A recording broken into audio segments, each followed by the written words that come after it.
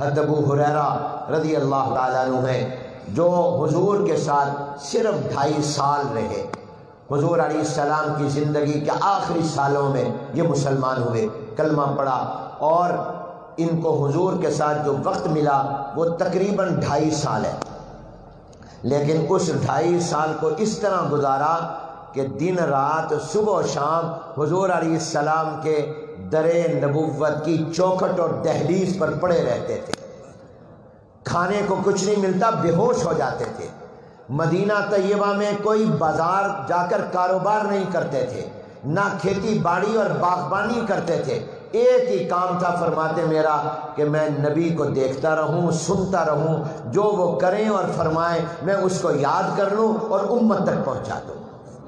5375 حدیثیں نقل کرنے والے ہیں، احفظ الصحابہ ہیں. صحابہ میں حافظے کے اعتبار سے بہت قوی اور مضبوط ہے. حضور نے ان کے لیے دعا کی ہے، اور جب دعا کی تو فرماتے ہیں کبھی پھر میں بھولا ہی نہیں ہوں. جب سے حضور نے دعا کی ہے، یہ اس حدیث کو نقل کر رہے ہیں. یہ صحابی ہیں، اور صحابی کے نام کے ساتھ رضی اللہ تعالی عنہ، اللہ بھی ان سے راضی ہو گیا ہے اور یہ بھی اللہ سے راضی ہو چکے ہیں.